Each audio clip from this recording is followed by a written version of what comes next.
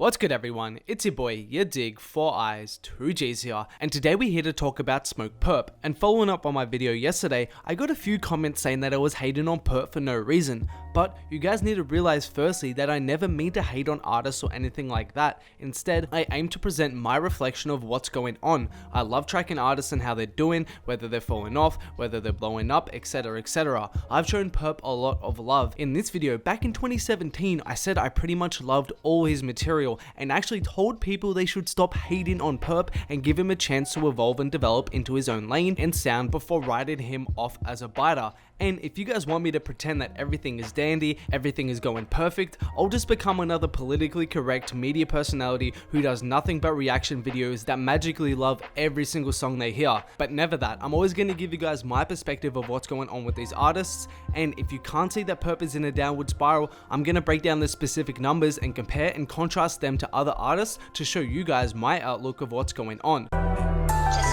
Yes. I never intended to lose them. I'm ambitious, man, I'm always trying to prove something. Goddamn, they abuse me, use me. Right out of my fears, I don't do this on the usually preach. You trying to be father of the priest. Get the cheese. When I'm on the mic, it's a masterpiece. The first thing to break down are his Spotify numbers. So this here tracks his monthly listeners for the last 12 months. Obviously, with the release of Deadstar 2, we saw a huge spike in these numbers, which is great. But the real issue is that the album hasn't been able to hold people's attention and grow him as an artist. Looking at the 14 and 7-day tracking, it's very evident that he's losing thousands of listeners by the day. And you guys might be thinking, oh, this happens to every artist and is normal. And you're not entirely wrong. It happens to artists when they haven't been able to properly capture the audience and make a long-staying project. Let's take a look and compare this to Trippie Redd and Denzel Curry. Just like Purpp, we see a huge increase in interest around album time, which is expected. But the crucial difference is how these numbers develop over time. With these artists, they've been able to create a project that holds people's attention and grows in listeners as a result. And this is exactly what you want to see. This means that people enjoy the project, are spreading the word to their friends, family, others, etc, and are constantly returning to it. Contrast this with Purpp's numbers and you instantly see what I'm talking about. People have checked out the project,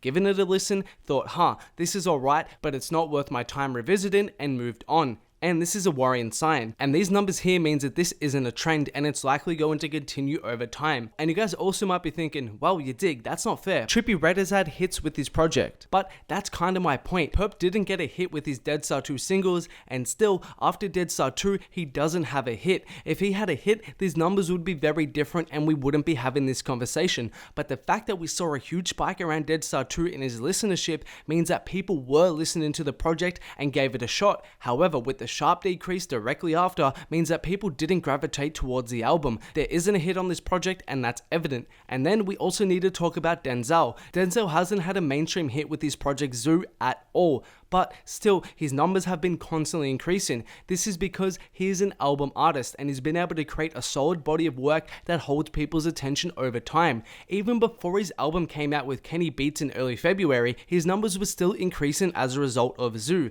So this shows you right here that you don't even need a hit, you don't need some mainstream push in order to grow over a project. You need to create an album that people want to listen to, want to come back to, and simply put, these numbers show two things. Deadstar 2 didn't have a hit, and Deadstar 2 wasn't good enough as a project to make people want to come back and listen to again. And before we go on, a shout out to OGF0529 from my Instagram. Appreciate you showing me love. If you guys haven't, head over to my Instagram. I've teamed up with MILF Dad to run a giveaway. All you gotta do is follow me, follow them, tag a friend in the comments of that photo, and you're in the running to win a free t-shirt. I ship anywhere internationally for free and you guys can win a free t-shirt. So head over to my Instagram and you guys know what to do. Also, a reminder about my merch tees. We have the Carti and Travis merch tees on deck. They're selling out right now. Only a few sizes left. Make sure to cop if you're interested, but let's keep going. And just like in my other video, it's important to mention the fact that Deadstar 1 charted nearly 100 spots higher than number 2 in its first week. Keep in mind that between 1 and 2, Purpp literally blew up, gained millions of fans, and had older songs released before Deadstar 2 that got certified. So logically, it would make sense for Deadstar 2 to perform better, but unfortunately not. And with the chart in this low means we don't actually have access to the sales numbers, but it's probably safe to say that the sales plus streaming in total would equate to somewhere around 5,000, and that is being generous. Okay, now I feel like I've backed up my statements with numbers and you guys have a fuller understanding of my points. I want to get to the discussion of why and what Purpp is doing wrong. In my opinion, Purpp has been making such similar sounding music for the longest now, and I feel like listeners have gotten to the point where they're sick of hearing that same sound from him. They aren't connecting with his music and this sound because they've heard it before and they've heard it done better. yadiiiigg 2 is nowhere near the level of a song like yadiiiigg 1 or 123. What I Please is good, but not including Denzel Curry's verse, it doesn't hold a candle to the original yadiiiigg or 123. So what's the incentive for a fan to listen to Deadstar 2 when you've heard the same sound done better previously? Think of people like your Cartis or your Uzis. Every project of theirs, whilst not entirely different, still sounds fresh and has a unique production palette. Think about how much Carti has changed from self-titled to Dilate to A Whole Lotta Red, or even Uzi from Love Is Rage 1 to Versa World, etc, etc. They're very different albums sonically, and I think Purpp can take a page from what Carti and Uzi have done, with people coming in with a similar sound and aesthetic to Purpp like your Comethazines who have been able to capture largely the same fanbase Purpp has got to readjust and come with a fresh sound in order to give people a reason to check him out again. Purpp, if you're watching this, you need to come with something different. I personally loved your Glock in My Benzes, your To The Moons, and that direction in general because I felt like you were trying something different and at the same time was catchy and well refined, but trying to recapture the magic of yadiiiigg for the upteenth time isn't it. And if you continue beating that dead horse, the train we've seen developed over the course of a year isn't going to reverse. But that's all from me today, guys. Thanks a lot for watching. Make sure to like, subscribe, comment, turn on notifications, reminder about that MILF Dad giveaway, link in the description, and there are more videos of mine on screen right now. Do make sure to check them out if you haven't.